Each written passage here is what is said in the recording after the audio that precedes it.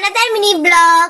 দেখো সব বাচ্চাদেরকে নিয়ে কোথায় যাচ্ছি তোমরা ভিডিওর মাঝখানেই জানতে পারবে, এখন আমি কিছুই বলবো না।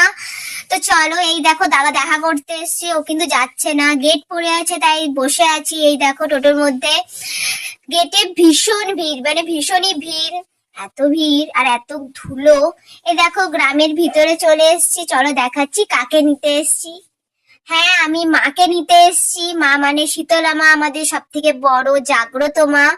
তো এই দেখো আমার মাকে।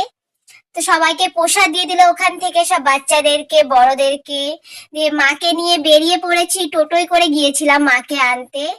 সবাই মিলে খুব মজা করছি, ঝাঁঝ ঢাক বাজিয়ে মাকে বাড়িতে নিয়ে আসছি। মায়ের এটা হলো বাপের বাড়ি।